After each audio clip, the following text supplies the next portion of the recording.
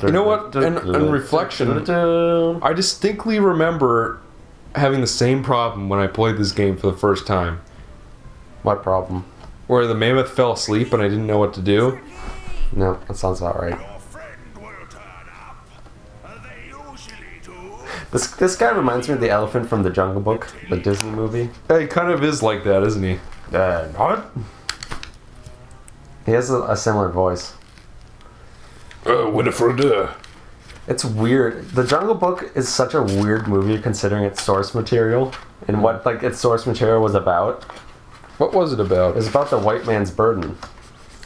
So it was literally like a racist. Yeah, Rudyard Kipling was sort of an infamous what's the word?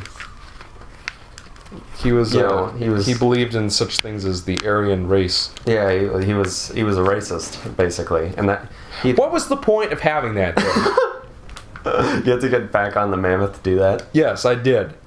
It's just like it's like he walks up next to the thing so that you can get on, so that you can walk over there, realize that you're stuck, then have to climb back up and go back on him to break it down. No, what was the point? I hope I'm not getting that Rudyard Kipling thing wrong. Probably double check that before saying it on the internets. That could be considered slander. What I believe in, but I'm pretty sure that's okay, Eric. You don't have malicious intent, so the Supreme Court will find you not guilty. It sounded pretty malicious. I'm not a fan of racists, and I'm not a race of fanists. What? Oh, I see what you did just now. I just switched them. I did the old switcheroo. Time for a speed bike section. I was remembering how much I hate this game. Okay. This is we're finally getting down to the depths. We're going to be able to. I can taste. I don't even remember this part. I know that. I'm pretty sure I remember there being lots of ladders. Yeah, all I remember is the fire cave section of this world. Yeah, same with me. Not so much like the ice part. Yeah, I didn't remember that at all. But then again, I only watched you play so much, so who knows if I was even there to watch you play that. We haven't even gotten to Cloud Runner Fortress yet. That is truly the worst part. No, Dragon Rock is the worst. Every part of this game is the worst. I remember that quote-unquote stealth section. Isn't there like a shitty stealth section? If there is, then I don't remember it. It was outside like that pyramid thing. But maybe this game is trying too hard. Yeah, it is. This fucking Star Wars Episode 1 bullshit. That's Episode 2 you're thinking of. Episode 2, yeah, you're right. It's Genosis on the hunt. Ran right into the fire. That is the... Look at that slavery. That's so silly. I will say that it's like making light of such like a horrifying thing. Yeah. They enslaved their race, and they're fucking raptors enslaving mammoths, beating them with fucking spiked sticks, and the mammoths going and being dead but alive at the same time. So silly. Whoa. Tough as nails, retro platform. A tough as nails, retro platform. I only need $6 billion so I can run out of money halfway through. And then right when the Kickstarter is about to end, I'll announce that I had a publisher the whole time. The thing about those is because the reason they run out of money so often is because they only promise a certain amount of things and have a reasonable goal, but when they get more money than that, they feel like they need to raise, that like they feel like they need to go for more than the original goal was. Mm-hmm. And that's usually when the problems with funding happen. For example, Broken Age. How much do you know about Broken Age? Nothing at all. You know how we were talking about, I made sort of poked fun at that Sierra era point and click adventure genre, and with really silly logic.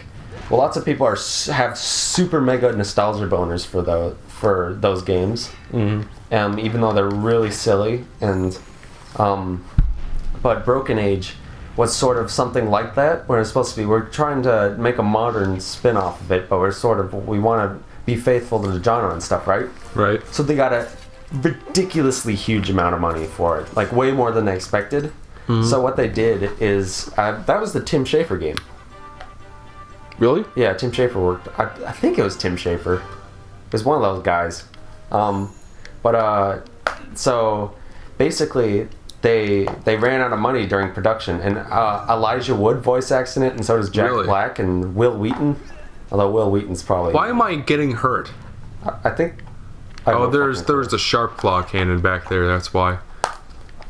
So basically, they ran out of money and had to make 2 different parts and use the money they got from the first part to finish the second part of the game. So people were pissed about that. And then they didn't like the first part because they didn't think it was faithful enough to the genre. And then, so in the second part, they made it different, and it was much more frustrating because it was more faithful to the genre, which the genre tends to be inherently difficult to make. Because how do you make puzzles that are hard without making them frustrating? And it's really hard to get right. And so it was basically kind of one of those Kickstarter disasters that you're always hearing about. Which, I mean, it's not like it's an awful game, especially given the genre. When was this game made? It was made a couple years ago. Okay. Because I thought Tim Schafer had his own company at this point. He does, Double Fine. Yeah, right? Double Fine. Yeah, that's the one. Yep. They made Costume Quest 1 and 2. They made that remake of Grim Fandango, which is another adventure game, one of the later ones, which was made by LucasArts originally. What else did Double Fine do? They've been more and more active lately. I think they just made an iOS game. I heard that Tim Schafer got really mad because he made a puppet joke on Twitter that everybody retweeted ironically, and so he blocked like hundreds of people. So that's a thing. Do you know how many people... You know Troy Baker? I think he made some sort of... How did Tricky get captured? Whatever. We found him. Oh yeah, that's right. He just disappeared out of nowhere. And he's fucking taking... Let's wake him up. That's what you were supposed to do. You were supposed to hit him in the fucking This game is shit. I hate this game. Okay. That's great. Do you know how many people just absolutely hate Phil Fish? I know that Review Tech USA isn't a fan. Most people hate him. I mean, the only thing that I know that he did that was sort of silly was he basically came out and said that Let's Players shouldn't make money off of Let's Plays. Yeah. And that caused sort of a storm. What are you doing, Tricky? Breathe fire on the thing. But I guess I need to look into what else he did. All I know is that I was reading something about how a bunch of people... How when Steam tags came out, Steam tags, which sort of users can make up and attribute it to, in the very first day, there was like a mixture of memes and totally offensive stuff, like how you'd go to a Gone Home and there'd be like a hipster garbage Steam tag. Or you'd go to like if you went to like a lesser known title, there'd be a bunch of people who labeled it like a kid's game. They gave it the Steam tag of like just awful and usually racist or completely offensive things.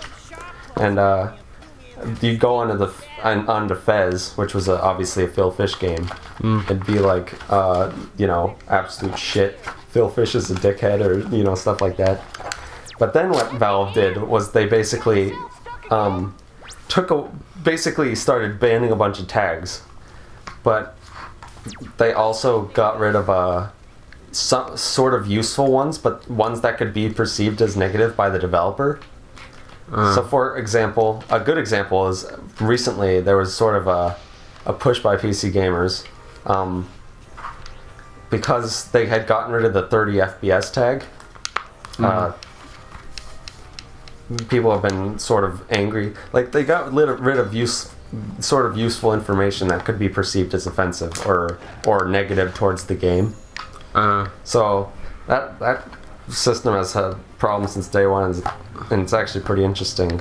But for example, Walking Simulator, I believe that got reinstated, but I know at one point, because you know what the equivalent to like a walking simulator is? What is it? It's for games that are less video games with a challenge and more like a what do you call it? Like a gallery. I mean, it's a simulator. No, simulator is different. We're talking like the Stanley Parable, or it's games with a lot of walking and not necessarily a lot of gameplay mechanics going on, right? And so, hold on, I think I know what you're talking about, but I can't. Dear Esther, Gone Home. A lot of people have attributed it to games like DayZ and one of those games that's more about the story, but not so much about like actually playing anything. Yeah, exactly. It's about the experience. For example, Gone Home. Spoilers for that game. It's like a 20-minute game where you sort of come home and nobody's home or something, and you sort of look around and you know, read through stuff. And nothing really much happens, but it turns out that you sort of piece together, like, I don't know, your sister or like niece or something like that, some relationship like that, where it's like about like a lesbian love story and how they ran away from the home or something. You sort of piece that together, and that's it. And it's like $20, and some people love it, and some people can't stand it and hate to see it. Where am I going? So that was a game that was tagged like not a game and stuff like that, and less offensive walking simulator. But that is kind of useful. But on the other hand, because the developers don't like it, they sort of get rid of it, and then you get the whole problem of censorship. So I have no idea where I'm supposed to go. It's funny. I'd actually like to hear yours and people's opinions on those types of games. What do you think of non-games? Like Stanley Parable is actually pretty interesting. It's sort of like a psychological weird thing. Here's the thing is that, unless if I'm mistaken, that's more of something like you'd find downloadable, right? Yeah, it feels... Oh, the reason that you're not opening the ice is because you're hungry. Gotta stop at McDonald's and get an Egg McGuffin. Open the fucking ice, Tricky. Michael loves Tricky. Just gonna take the damage. I didn't think he was doing it, so I was just sort of standing around waiting, and then I realized, oh wait. That's even worse. I hate this game. It's the key to success.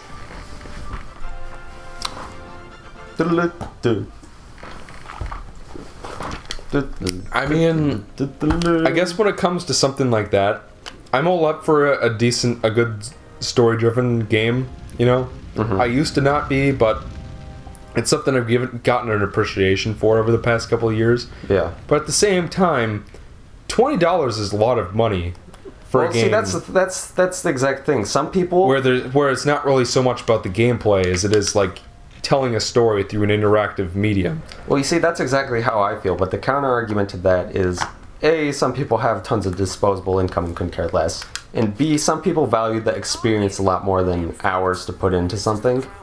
Yeah. Which feels like it makes a lot more sense than it actually does in practice to somebody like you or me. Because you're like, oh, $20 for an hour and just like a little story thing, you're like, oh, fuck that, I can buy way better games and get way more out of it. But some people are like, oh, that game means a lot to me and stuff like that. So I've heard other people try to say that they shouldn't be called video games. What is going on? Yeah, Belina Tay is all bitchy about her dad.